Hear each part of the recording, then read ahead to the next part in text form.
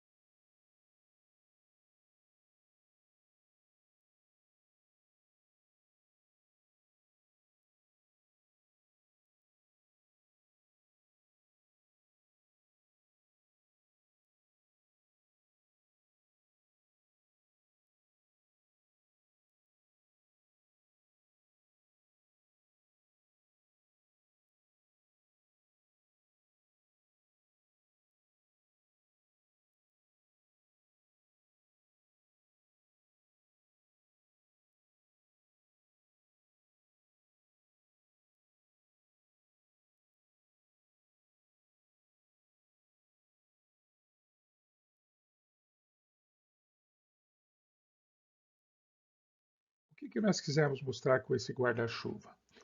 Com essa musicazinha que esse guarda-chuva. O sistema córtico-espinhal ou o sistema piramidal é muito parecido com um guarda-chuva, onde nós temos aqui representado para vocês a parte externa do guarda-chuva, que são o córtex cerebral propriamente dito, okay?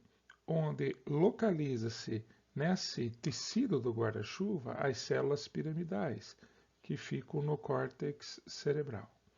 A partir dessas células piramidais, elas vão descendo através dos seus axônios com mielina, como se fossem os raios do guarda-chuva.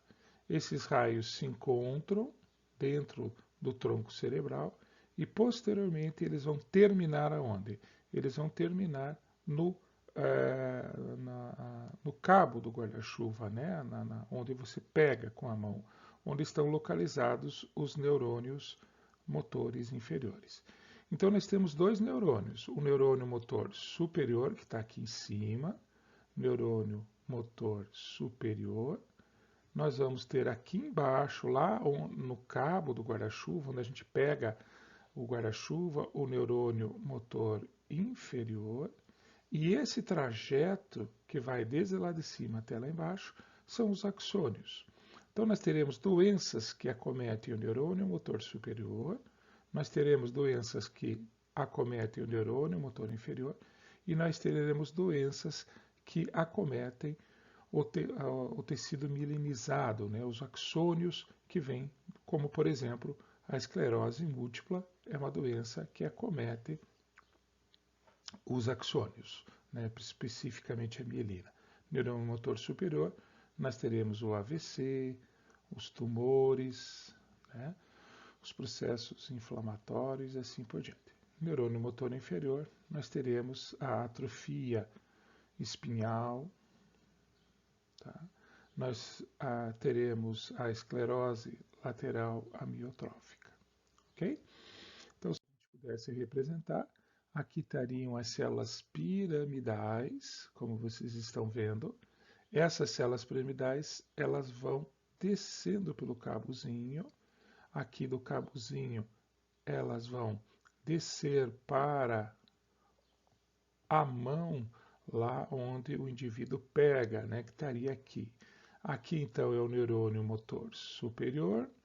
Aqui é o neurônio motor inferior. Só para vocês fazerem uma correlação e nunca mais esquecerem do sistema córtico-espinhal. O sistema córtico-espinhal, ele também pode ser feita uma divisão de trato piramidal, que é esse que desce as informações motoras, e o trato extrapiramidal, que está aqui, que controla esses movimentos. Então, esses movimentos são chamados de trato piramidal, erradamente, né, piramidal, mas isso ficou tão comum na neurologia que ele ainda é chamado de trato extrapiramidal. Existem várias estruturas nesse trajeto cortical ainda, né, superior, que vão influenciando esse trato piramidal, que vão interferindo com esse trato piramidal, que é chamado do trato extrapiramidal. Okay? Nós vamos ver que existem várias estruturas, como os gânglios da base, núcleos subtalâmicos e assim por diante, que a gente vai mostrar para vocês, que interferem com esses movimentos que o indivíduo vai fazer. Muito bem, só para lembrar, então o trato córtico-espinhal, que vem lá do córtex, do neurônio motor superior, né, do neurônio motor superior em direção ao neurônio motor inferior, ele vai produzir os movimentos conscientes através de a ativação dos músculos agonistas e inibição dos músculos antagonistas. O trato córtico-espinhal, ou também chamado de piramidal, ele pode ser dividido na sua porção ventral, que está aqui. 20% das fibras não decussam para o outro lado, não cruzam para o outro lado, e daí são chamadas de ventrais, e 80% delas vão decussar, na decussação das pirâmides, né? Onde você tem lá o trato córtico-espinhal lateral, onde nós temos 80% das fibras que vão decussar. Então, esses dois tratos, o trato córtico-espinhal lateral e o trato córtico-espinhal ventral ou anterior, vão formar o trato córtico-espinhal, que vai lá embaixo ativar o corno anterior da medula, produzindo os movimentos que a gente vai ver. Tá? Vamos chamar assim de trato piramidal, para a gente lembrar mais das células que parecem com uma pirâmide, daí o nome delas ser chamadas tratos piramidais. Do ponto de vista semiológico-neurológico, a gente vai avaliar algumas coisas. Então, a primeira coisa que a gente vai avaliar vai ser a força muscular. Força muscular vai ser extremamente importante. A grande maioria dos pacientes com doenças no trato piramidal vão chegar para nós com essa queixa, perda de força muscular. E é a partir desse dado que a gente vai investigar esse paciente, a maioria deles. Ninguém chega para vocês dizendo assim, meu tônus diminuiu, ou meu reflexo aumentou, meu reflexo diminuiu. A maioria deles vão nos falar, minha força muscular reduziu. Tá? Isso é que mais chama atenção. Outra coisa que a gente pode ver é que eles também se queixam que o volume do músculo diminuiu. Eles podem dizer para vocês, olha, está atrofiando os músculos da minha coxa, está atrofiando os músculos da minha perna. É a segunda queixa mais comum que a gente vai encontrar. Movimentos atípicos pode ser uma queixa muito comum e a marcha também alterada pode ser uma queixa muito comum. Nós, nesta aula, hoje, vamos falar muito sobre força muscular, tônus, volume e reflexos. E na aula prática, que a gente vai ter na na quinta-feira, a gente vai mostrar algumas alterações de marcha e alguns movimentos musculares atípicos. Hoje nós vamos dar mais atenção para essas queixas, para essas alterações que nós estamos mostrando aqui. Bom, força muscular então. A força muscular, ela sempre deverá ser avaliada de maneira comparativa entre os membros e no próprio membro. Então, você vai avaliar entre os membro superior direito com o membro superior esquerdo, membro inferior direito com o membro inferior esquerdo. Sempre avaliar dentro do próprio membro se a força proximal e distal são semelhantes e também avaliar a força muscular da região da cabeça, principalmente na musculatura, nos músculos da mastigação, são os que mais a gente avalia. Dá para se avaliar também, como a gente já viu em pares cranianos, aqui o quinto par, que é da musculatura, e o espinhal acessório, que é o 11º par, são os dois nervos que a gente vai avaliar mais a força muscular. Pode-se avaliar também a língua, pode-se avaliar o palato, são outros nervos que podem ser avaliados. Na avaliação alterada, sempre quantificar essa avaliação. E para se fazer a quantificação de uma mudança de força muscular, nós sempre utilizamos essa escala, né? A escala médica, a chamada Medical Research Council. A Medical Research Council, ela é clássica, ela vai nos avaliar a força muscular do indivíduo. Nessa escala, nós vamos começar com o grau 0, aquele indivíduo que não tem contração muscular nenhuma. Deitadinho, você pede para mexer o braço, você vê que ele não mexe em nada e nem ao menos contrai o músculo para tentar mexer, né? Então, um paciente deitado, você não vê nenhuma mudança na contração muscular. O grau 1, você já vai observar um esboço ou um traço de contração. Então, você vê que ele, de uma certa maneira, consegue contrair esse músculo. Existe uma certa contração. Na hora que você manda parar, você vê que essa contração desaparece.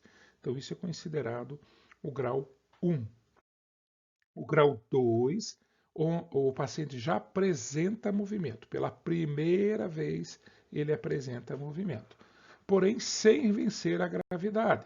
O que seria isso? Deitadinho, ele consegue mexer o braço para o lado, mas ele não consegue levantar o braço. Então, de tal maneira que a gente diz que esses músculos, eles são paréticos, esse aqui é parético, esse aqui já é plégico, porque ele não produz nenhum movimento. Tá? Então, esse aqui é plégico, porque não produz nenhum movimento, e esse aqui já são músculos paréticos. Eles produzem movimento, mas esses movimentos são bem reduzidos, como esse, por exemplo, que não vence a gravidade no grau 2. O grau 3, ele produz movimentos ativos. O que é ativos? Ele mesmo, não é um movimento passivo. O movimento passivo é quando você pega no braçozinho dele e faz o movimento. Então ele produz movimentos ativos contra a gravidade, mas ele só vence a gravidade, ele não consegue vencer absolutamente mais nada, não consegue fazer nenhum outro tipo de movimento além da gravidade. Se você colocar o dedinho para tentar criar uma resistência mínima, ele já não vence. No grau 4, pela primeira vez, ele vence a gravidade, mas ele já consegue ter um pouquinho de resistência, né? Então essa resistência ela já existe, ou uma resistência um pouco maior. De tal maneira que você pode dividir o grau 4 em grau 4 menos ou leve, né? Então seria um grau 4 leve, onde ele vence a resistência do dedinho. O grau 4, que a gente não classifica nem com menos nem com mais, ele já tem uma gravidade, ele vence uma gravidade moderada, né? Então já é uma força um pouco mais. No grau 4 mais, é uma resistência forte. Mas não é o normal ainda, é muito próximo do normal. Mas não está normal. Quando você compara com outro braço, principalmente, ou com outra perna, você vê nitidamente que existe alguma coisa errada ali. Ele está tendo uma diminuição de força muitíssimo discreta. Daí você chama de grau 4 mais. E, obviamente, que a força grau 5 é aquele indivíduo que tem uma força muscular absolutamente normal, nenhuma alteração. Então, saímos do 0 e chegamos no grau 5. Isso é plegia, como eu falei. Plegia significa não existe movimento do membro. Isso é paresia. Existe um movimento do membro com diminuição de força, exceto o grau 5, que é normal, né? Aqui já seria normal, então não existe nenhuma alteração digna de nota. Bom, eu vou mostrar para vocês nesse vídeo, e esse vídeo vai nos dar aqui, para vocês terem uma ideia, como que a avaliação de força muscular é feita. Nós apresentamos esse vídeo porque nós não tínhamos como apresentar na prática. Então, na prática, a gente vai avaliar como que a gente vai mostrar como que é feita uma avaliação. Então a gente pode ir discutindo aí com você. This is going to be a video on the MRC scale to rate muscle strength.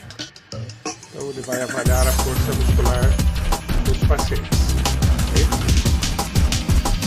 Então a gente vai ver como que é feita a avaliação da força MRC muscular. stands for Medical Research Council, which is the institution that set up the standard for muscle strength testing.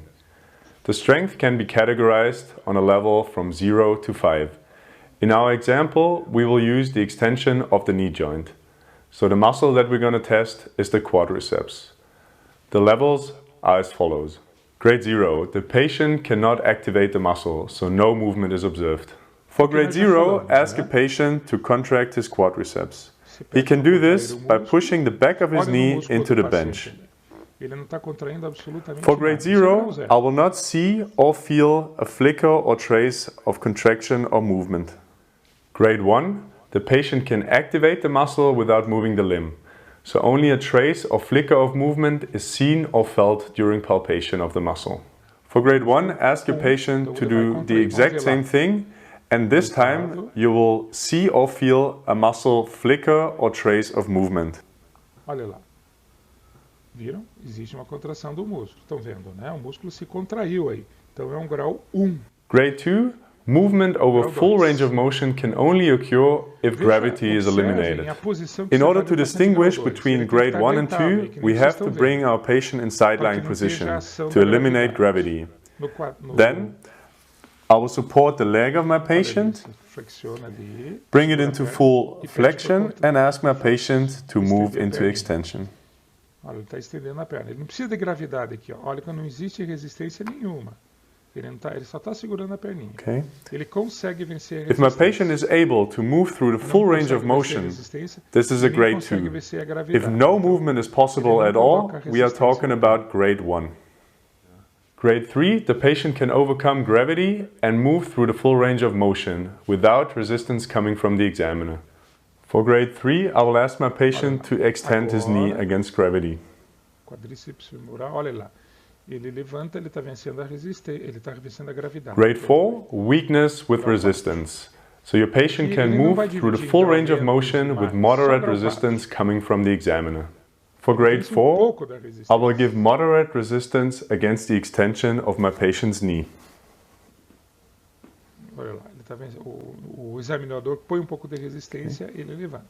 Mas ele vê que não é normal. And at last, grade 5, full strength. So your patient can move through the whole range of motion against full resistance coming from the examiner. And for grade 5, I will give full resistance against the extension of my patient's knee. Olha lá, agora você vai ver. Ó. Olha a força que o examinador está fazendo e ele está conseguindo vencer. Okay. Mas ele está normal, né? In order to distinguish between a grade 4 and 5, make sure to compare both legs. Now that you've seen the basics of how to test according to the MRC scale, make sure to practice this with different joints and muscles and figure out a way of how to position your patient. Okay, this was our video on the MRC scale. I hope this video was helpful to you. If it was, give it a thumbs up and subscribe to our channel if you haven't. And if you want to get a quick information about your patient's strength,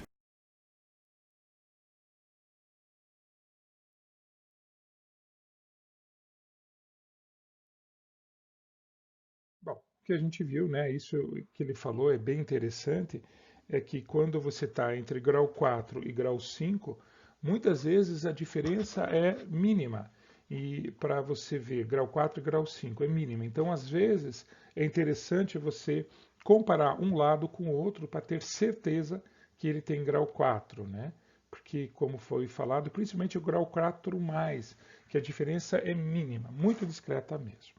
Bom, uma vez avaliada a força muscular, a gente vai poder dividir esse paciente conforme o local onde está ocorrendo essa perda de força muscular. Então você pode ter, por exemplo, aqui você pode ter uma monoparesia ou monoplegia superior. Então, como é o plexo braquial, você chama de monoparesia ou monoplegia, né, dependendo do grau.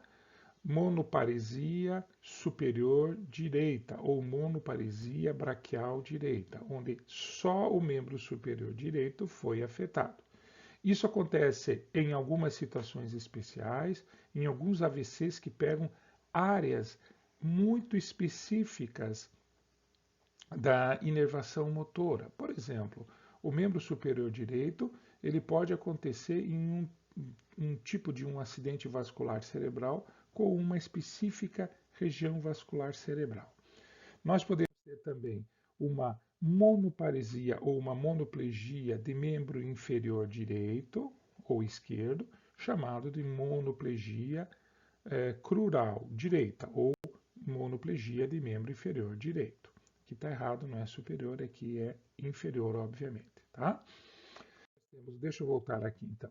Então, hemiplegia ou hemiparesia é quando nós temos uma alteração.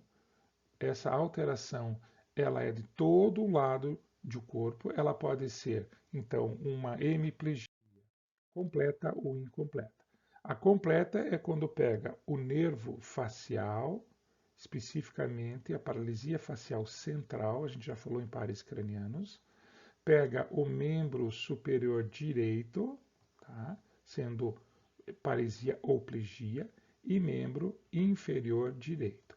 Então, se você pegar esses três segmentos, você tem uma hemiplegia ou uma hemiparesia completa. Quando ela é chamada de hemiparesia ou hemiplegia incompleta, é quando desses três você vai pegar dois. Então, você pegaria o nervo facial e o membro superior direito, ou o membro superior direito e o membro inferior direito, e não pegaria o nervo facial.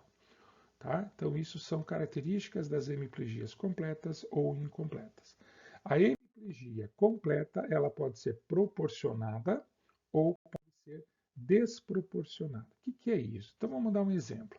Hemiplegia completa, ou seja, eu sei que paralisou o meu nervo facial central do lado direito, o meu membro superior direito e o meu membro inferior direito. Então eu sei que é uma hemiparesia completa. Agora, ela é proporcionada ou desproporcionada? Seria proporcionada se tudo fosse grau 3 ou grau 4. Vocês estão vendo que membro superior direito é grau 2. E membro inferior direito é grau 4. Então, isso aqui não é proporcional, isso é totalmente desproporcional.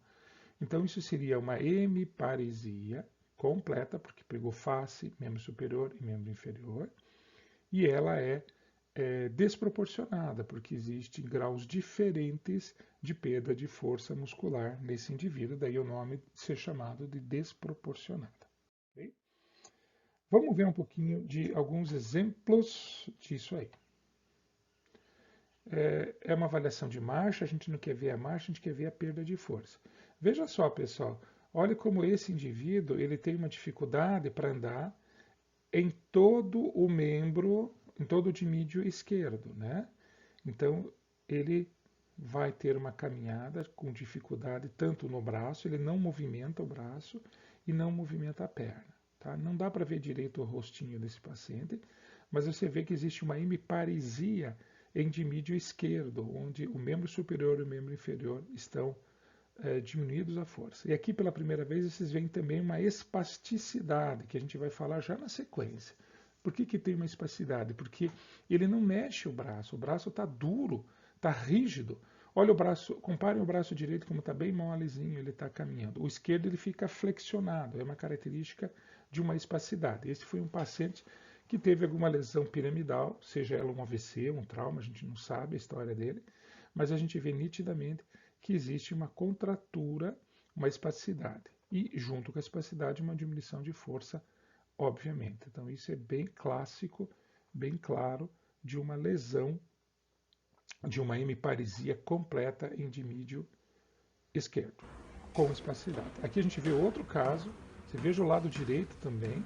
Olha como ele movimenta o braço esquerdo e o braço direito ele não consegue movimentar. Tá? Então existe uma espasticidade quase que bem completa. E existe uma diminuição de força, que a gente queria falar para vocês, uma hemiparesia completa, né? Pelo braço e perna. Joia? Então isso provavelmente foi uma lesão piramidal, provavelmente lá no córtex cerebral, que fez essa lesão total.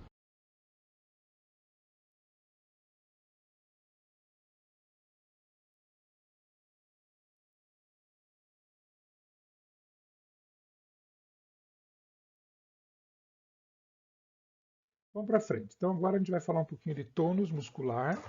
Tônus muscular é importante, lógico.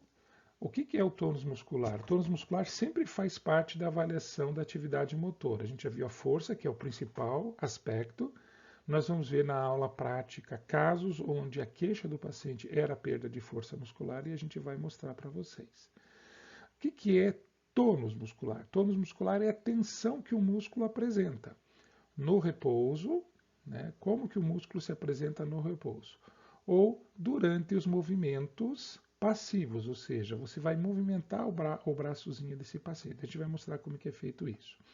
Só que durante o movimento passivo, você vai ver que vai existir uma resistência, tá? Sem que haja uma contração muscular voluntária. Então, o paciente tem que relaxar o máximo possível para a gente ver se existe alguma resistência ou não. O tônus muscular sempre vai depender da ação do neurônio motor gama. Vamos lembrar um pouquinho de neurofisiologia, né? Nós temos, então, as fibras alfa, motor alfa, que é aquele que produz a contração do músculo, ou que vai ser responsável para os reflexos. A gente vai falar sobre reflexos na sequência, onde o motor alfa é o responsável. E nós temos o neurônio gama, né? O neurônio motor gama, que é o responsável pelo tônus do paciente. Então, aqui só para você ter uma ideia, quando o músculo, quando o neurônio alfa 1 é contraído, ele é estimulado, ele contrai o músculo. E o fuso, as fibras intrafusais, né, elas não se contraem, elas estão flácidas porque não houve uma contração nele. Entretanto, quando você tem uma estimulação do neurônio gama, essa estimulação do neurônio gama produz uma contratura das fibras intrafusais. E essa contratura das fibras intrafusais é que vai dar, como vocês estão vendo aqui, um tônus nesse músculo. Esse músculo normal, sem contração das fibras gama, ele tem esse tônus, ou seja, está totalmente flácido. Aqui você tem um tônus, ele está um pouquinho contraído, discretamente contraído. Diferente do neurônio motor alfa, onde o músculo propriamente dito é contraído. Tá? Vamos mostrar para vocês, então, aonde que isso ocorre. Tá? Então, o neurônio gama é controlado por vias corticais supraespinhais, isso é importante. Então, as vias corticais supraespinhais é que vão controlar o neurônio gama, como vocês estão vendo aqui. E nós vamos ver que existem vários tipos de conexões que vão fazer isso, né? Várias. Então, nós podemos ter, por exemplo, uma lesão do neurônio gama. Então, vamos imaginar que o neurônio gama está aqui, tá? E por algum motivo no corno interior da medula houve uma lesão, tá? Doenças como atrofia espinhal, doenças como esclerose lateral amiotrófica lesam o corno interior da medula e, obviamente, vão lesar o neurônio gama. O que você vai ter? Você vai ter uma hipotonia. O músculo vai estar hipotônico, ele vai estar todo flácido, ele não vai ter os contornos que o músculo tem que ter, né? Que você olha assim, você faz uma anamnese, você enxerga o músculo, você vê um músculo com contornos bem nítidos. Você não vai ver isso, né? Você veja, você não percebe esses contornos. E quando você faz a palpação ou o movimento passivo, você vê que está totalmente flácido, não existe tônus nenhum. Isso é típico, então, de doenças como atrofia espinhal, como esclerose lateral amiotrófica, que a gente vai ver. O contrário, então, se a lesão não for aqui embaixo, mas a lesão for lá no córtex cerebral, você vai ter, então, uma hipertonia. Você vai ver que o tônus está aumentado, como vocês acabaram de ver nesse paciente que estava andando. Esse paciente fez um acidente vascular cerebral, ele provavelmente perdeu o controle cortical superior, liberando as fibras gama, os neurônios gama, e dessa maneira o neurônio gama, sem o seu controle inibitório cortical, ele fica um pouco mais tenso e gera, ou fica um pouco mais ativo, vamos usar essa expressão. Esse neurônio gama mais ativo, ele gera uma hipertonia, que a gente vai ver que é o que a gente chama de espasticidade, que a gente acabou de ver essa espasticidade nos 2 vídeos que a gente mostrou anteriormente. Então, o tônus sempre é importante e extremamente colaborativo no sentido de você imaginar se a lesão é cortical ou se é uma lesão no neurônio motor inferior. Então, se você tem dúvida se o paciente tem uma lesão cortical ou extrapiramidal em alguma região lá, você sempre tem que pensar e sempre tem que avaliar o tônus desse paciente. Vai mostrar alguns exemplos disso. Então, no tônus, sempre avaliar a inspeção e os contornos do músculo. Veja, não é para você ver se o músculo é hipertrófico, se ele está hipertrofiado, não é isso. É ver se ele tem contornos normais. Lógico que um paciente obeso, um paciente com edema de membros, ele vai ser difícil de avaliar isso aqui. Vamos imaginar um paciente que não é nem obeso e nem está com alguma insuficiência cardíaca com edema, para a gente ver se existe alteração. Depois você vê o tônus palpando o músculo, né? Você vai palpar o músculo, vai ver como é que está. E finalmente você vai ver o tônus através de movimentos passivos. Você vai movimentar esse músculo para você observar se existem alterações. Vamos mostrar aqui para vocês então, nesse vídeo, como que isso é feito do ponto de vista prático. Vamos lá, a gente vai tentar comentar. Olá, eu sou Linneu Miziara, neurologista. Estamos de volta com Lineuros. E hoje vamos falar de tônus. O que é o tônus? Tônus é o grau de contração residual que os músculos apresentam quando eles estão totalmente relaxados. Veja que quando você fica completamente relaxada, Thalita, mesmo assim o seu corpo não desaba. Existe um grau residual no contato entre os filamentos de actina-miosina do músculo que causam uma contração residual. Essa contração é o tônus. E como examinamos o tônus de uma paciente? A princípio, tudo começa com a inspeção. Observem que os relevos, os contornos dos músculos da paciente estão preservados. O contorno do bíceps, do tríceps estão visíveis. Eles não estão nem apagados, nem exacerbados. Isso já é um sinal de tônus normal. Quando o tônus está diminuído, os contornos costumam ficar mais tênues. Quando o tônus aumenta, os contornos ficam mais visíveis, mais significativos. Não confundam tônus com trofismo. Trofismo é o volume do músculo. O músculo hipertrófico é aquele de grande volume, o hipotrófico de pequeno volume. Isso não é tônus.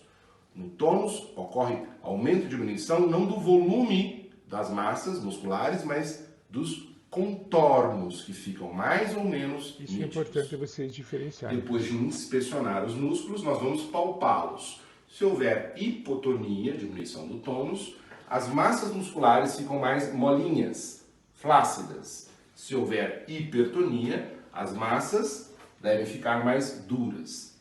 Mas, sem dúvida, a principal parte do exame do tônus é a movimentação passiva dos membros. Se houver aumento do tônus e hipertonia, haverá uma dificuldade em se movimentar o membro. Com uma hipotonia, uma diminuição do tônus, os movimentos do membro serão mais fáceis. Então, nós realizamos esses movimentos com a paciente totalmente relaxada e observamos que não há nem dificuldade, nem muita facilidade em movimentar. Numa hipotonia, por exemplo, o antebraço deve encostar no braço com muita facilidade. Numa hipertonia, haverá dificuldade na realização desse movimento. O que vocês viram nos casos Então, da marcha vamos anterior. examinar o tônus do Giovanni. A princípio, a inspeção, os relevos musculares dos membros estão preservados. A palpação, não há músculos flácidos, nem muito duros. Mas a principal parte do exame é a movimentação passiva, mostrando um tônus normal. Não há movimentos nem muito fáceis, nem muito difíceis quando realizamos a movimentação passiva dos membros, quando o paciente está braço, né? totalmente relaxado.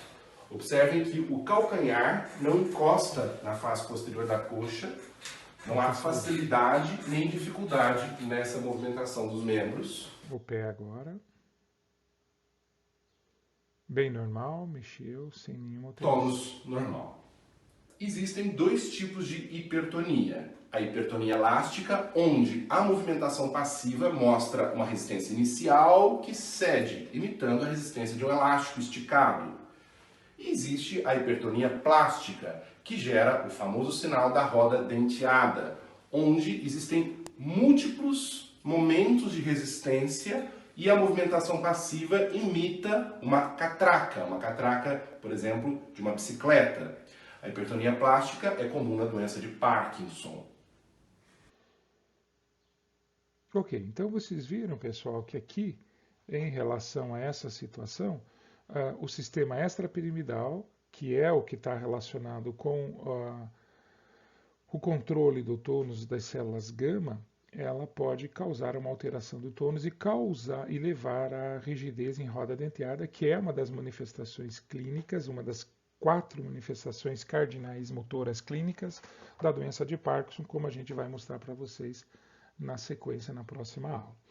Além disso, vocês viram que também lesões corticais podem fazer uma espasticidade, né? Como uma espasticidade em canivete ou elástica, que também causam uma alteração do tônus. Como nós estamos mostrando, então, o tônus é extremamente importante no diagnóstico diferencial de algumas patologias. Então, sempre, além de força muscular, examinar tônus, que ele vai nos ajudar se existe uma lesão central, cortical ou uma lesão em membros inferiores. E se central, se é sugestiva de uma lesão extrapiramidal ou piramidal, só esse dado nos ajuda muito. A próxima avaliação seria a avaliação do volume dos músculos. O volume dos músculos, que seria mais ou menos o que o trofismo, foi falado pelo colega há instantes. Você vai ver se ele tem um trofismo normal, se ele tem um trofismo diminuído ou, teoricamente, se ele teria um trofismo aumentado. Dificilmente a gente vai ver pacientes com trofismo aumentado no consultório. Isso é mais comum em pacientes que causam ou que produzem uma hipertrofia através da atividade física repetitiva, como trabalhadores braçais ou halterofilistas, que a gente vai ver muito disso. Mas a diminuição do volume do trofismo é extremamente importante, é uma atrofia muscular. Nós vamos ver que existem doenças que levam à atrofia muscular. Pode ser doenças do próprio músculo, a gente vai observar, né? As distrofias musculares podem levar a uma doença, como distrofia de Duchenne, distrofia de Becker, distrofias de escapulohumeral, distrofia de cinturas, distrofias miotônicas, a gente vai mostrar isso tudo. Ou uma lesão do neurônio motor inferior, que causa também na esclerose lateral amiotrófica ou nas atrofias espinhais, você vai tendo uma atrofia muscular progressiva causada por essa doença, por lesões do neurônio motor inferior, que produzem uma atrofia muscular e uma redução do trofismo extremamente importante.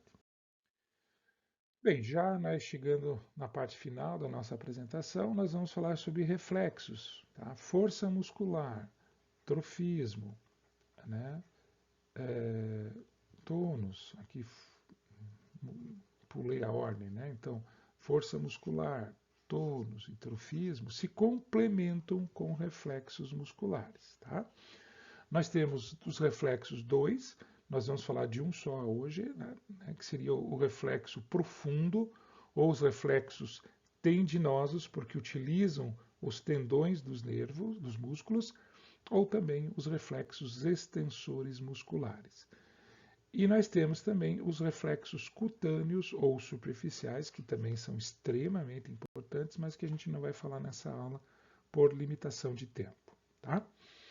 Bom, o reflexo, obviamente, nós temos um componente aferente e um componente eferente, né, um componente que traz a informação e um componente que produz a resposta.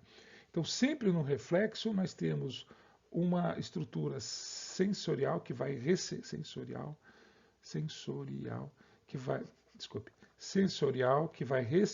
essa informação, né? Nós temos uma estrutura motora que vai produzir a resposta, e no meio dessas duas existe um neurônio que vai controlar essa resposta, que vai produzir um controle dessa resposta. O sensorial são os fusos, os tendões especificamente. O motor seria o neurônio motor inferior, células alfa, né, o aferente alfa, que é o sensorial, e aqui você vai ter o motor que vai causar a contração. E o que vai controlar seria o neurônio motor superior, Tá? Então, se a gente for observar aqui, olha lá, quem que produz o estímulo? Quem produz o estímulo é quando você bate no tendão de um músculo. Quando você bate nesse tendão desse músculo, o tendão é assim. Na hora que você bate nesse tendão, ele encurta para isso. Quando ele encurta para isso, esse processo que você causou para ele encurtar, causou um potencial elétrico, né? Essa contração vai causar um potencial elétrico. Deixa eu mostrar aqui. Então, o primeiro passo seria bater aqui no tendão. Então, você bateu, deixa eu pôr em vermelho aqui. Então, você bateu no tendão. Quando você bate no tendão, o que você vai fazer? Você vai encurtar esse músculo, né? Você causa o encurtamento desse músculo. O encurtamento desse músculo causa uma alteração, um estímulo no fuso muscular do músculo quadríceps. Aqui está o fuso. Esse fuso recebe, então, esse estímulo, produz um potencial elétrico.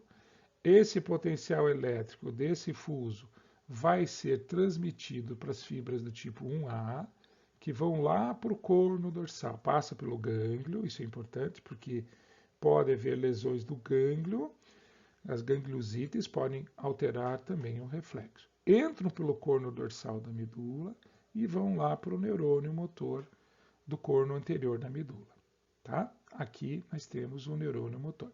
Nunca esqueçam que esse neurônio motor da medula está sendo controlado pelo neurônio motor superior, lá do córtex superior, vias superiores. Tá?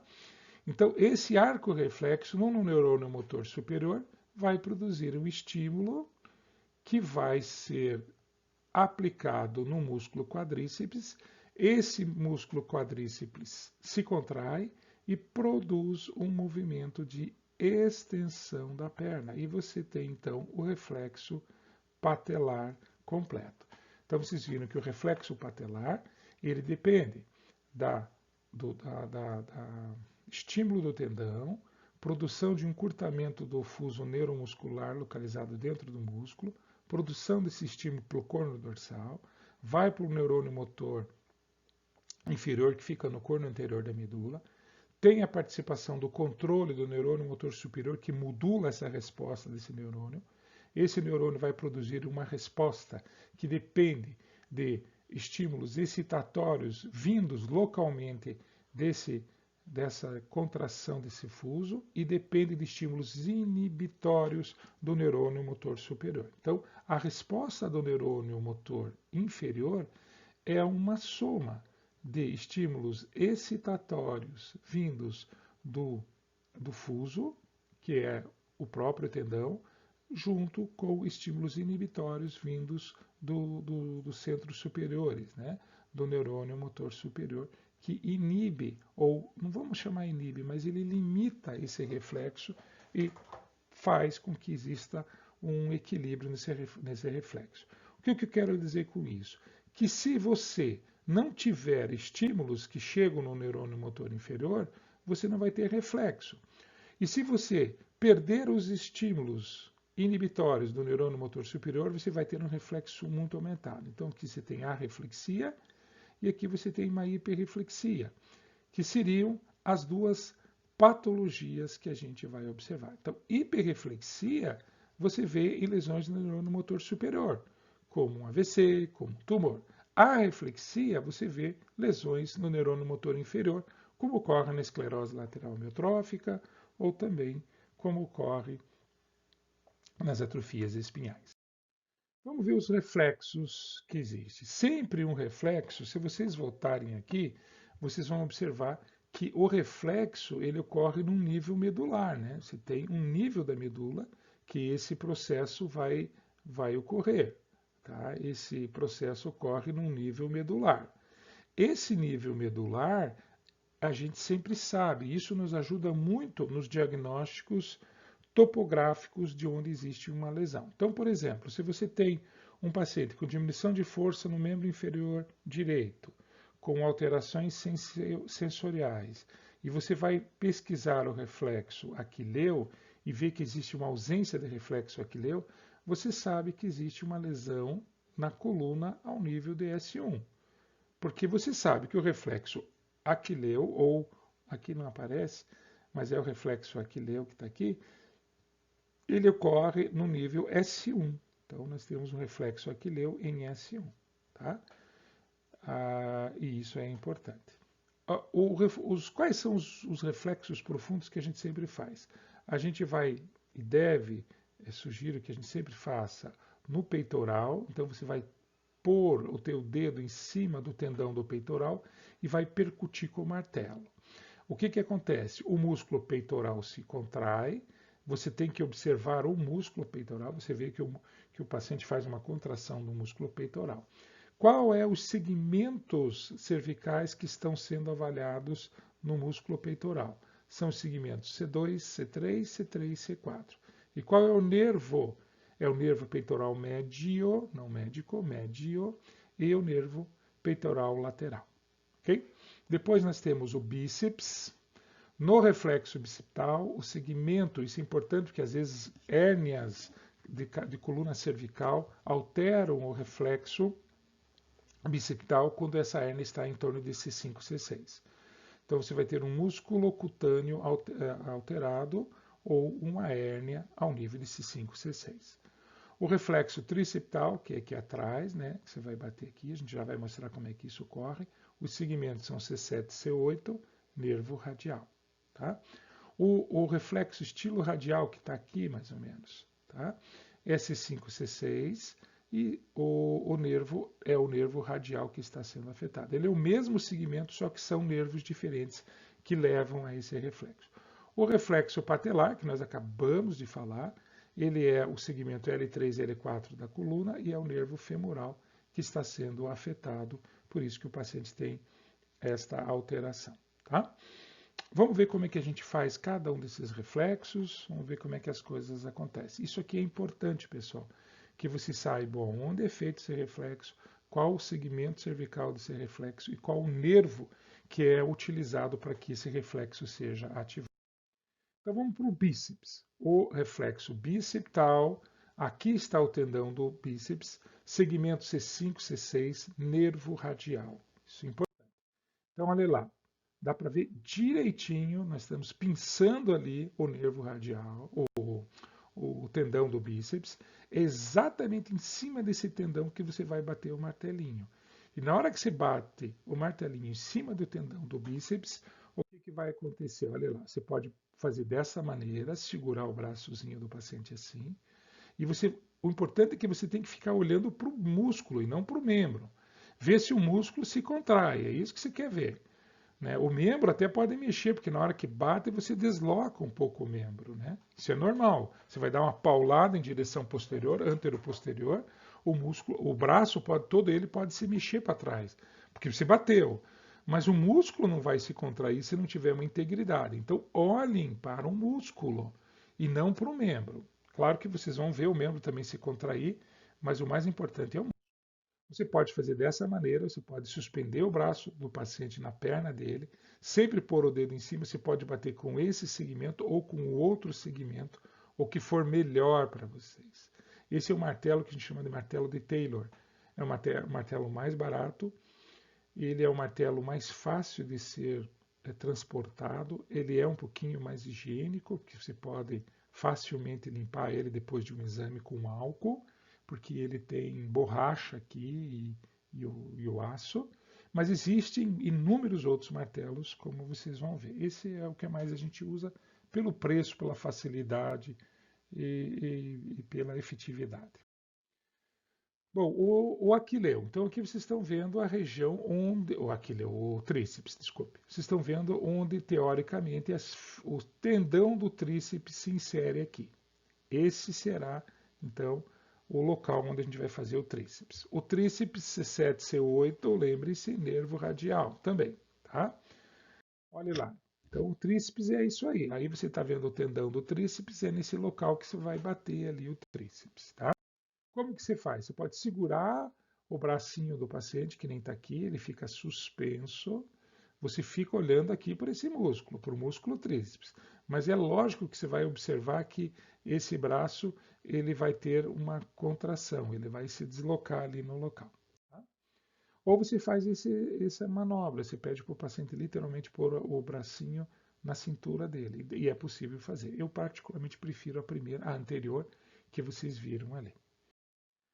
O estilo radial, braquiradial, vai depender da nomenclatura. O braço do paciente sempre vai ficar suspenso na perna. Vocês vão bater aqui onde o tendão está. Vamos ver onde é que é o tendão. Estão vendo aqui o tendão? Bem nítido, né? Então é aqui que você vai bater nesse tendão. Na hora que você bate nesse tendão, ele estira o fuso, as fibras intrafusais, produz o potencial elétrico e todo o processo ocorre.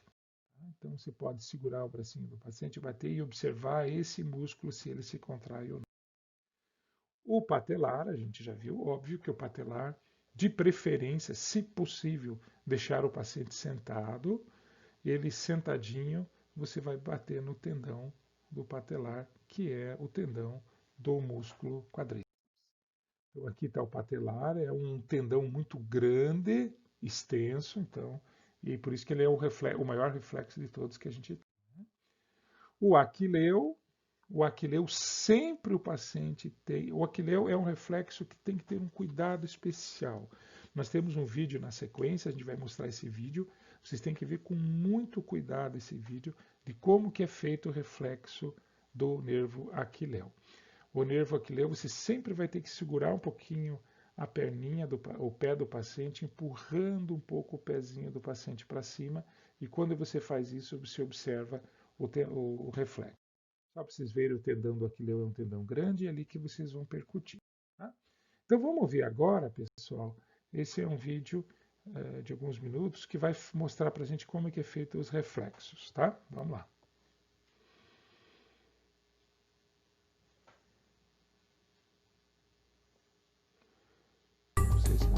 Com som, mas se não tivermos, é isso aí.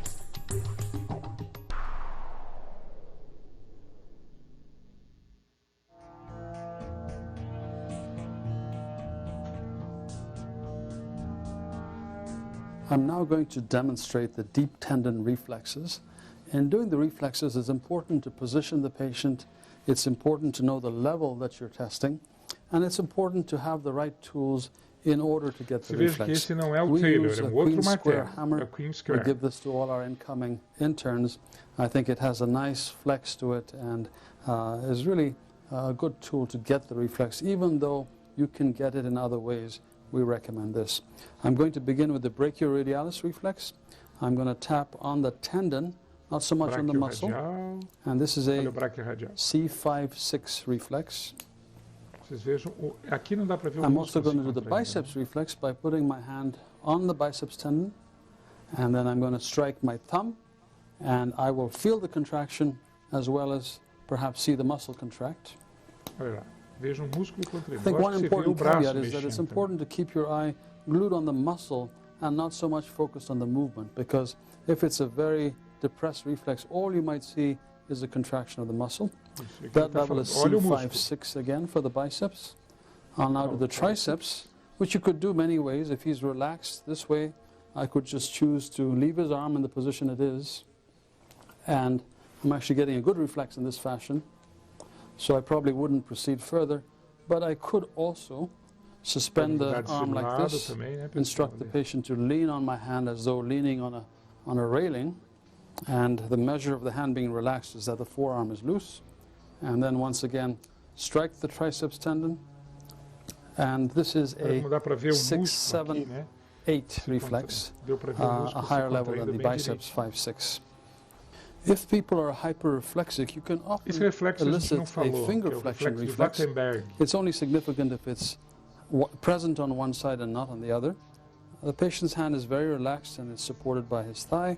I'm simply inserting my finger in there and asking him to just relax and leave his fingers the way they are. I tap on my fingers and you can see the brisk movement of his fingers. This is a finger flexion reflex. Its significance is only if it's absent on one side and present on the other. Sempre comparar lado com outro, como ele falou. We're going to do the brachioradialis reflex. It's important to tap on the tendon and not the muscle.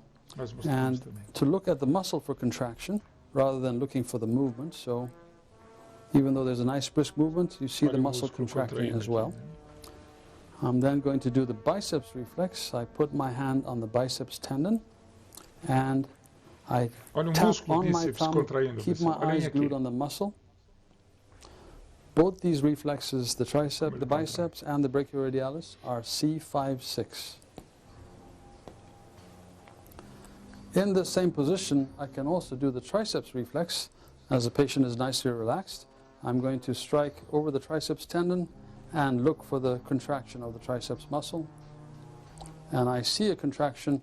You might or might not see a movement of the arm.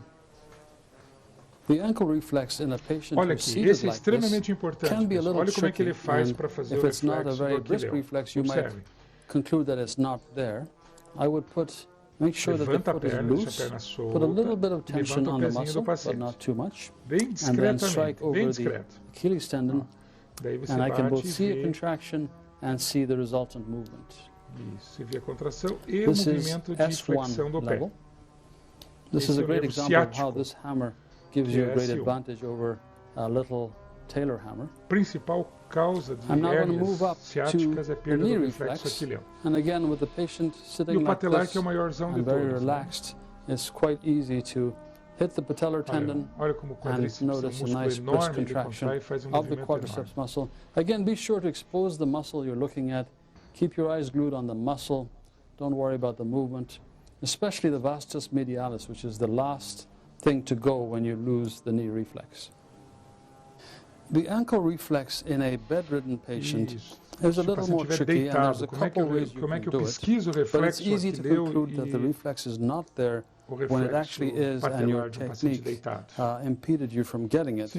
One way to do it is to simply make a bar with your two fingers across the metatarsal heads and cock the foot up just a tad. Keep your eyes on the muscle. And in this case, you can actually see a nice brisk contraction just by this.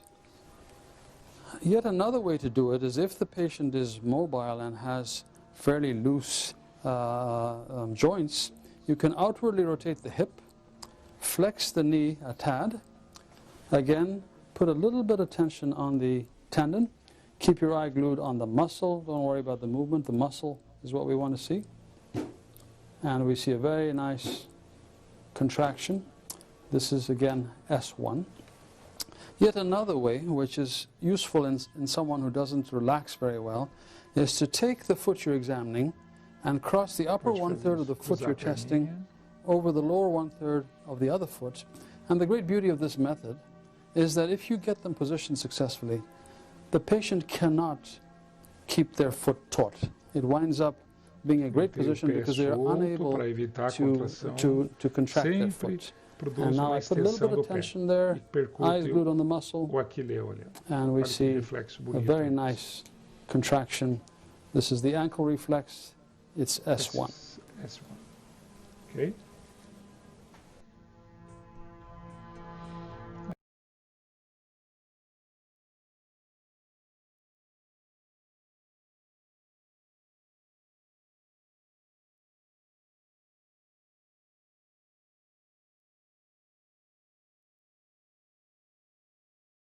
Pessoal, alguns contratempos. Então, nós podemos ter o grau 0, que são doenças onde nós não temos reflexo nenhum, há reflexia completa, principalmente em idosos.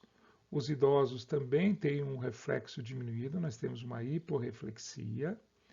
Grau 1, quando o reflexo não é normal. O grau 2 é quando o reflexo é normal, não existe nenhuma alteração.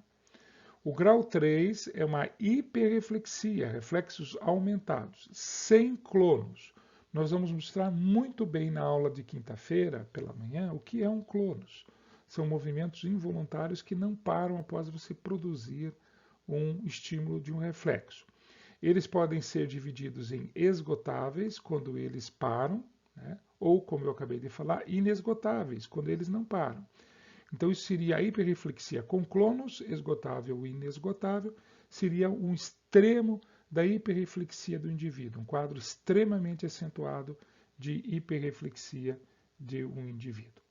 Com isso, pessoal, nós então terminamos a exposição da aula teórica e na aula prática a gente vai mostrar alguns casos onde a gente tem hiperreflexia, vocês vão ver como é que é feito o estímulo à realização dos reflexos e vão ver também pacientes com hiperreflexia.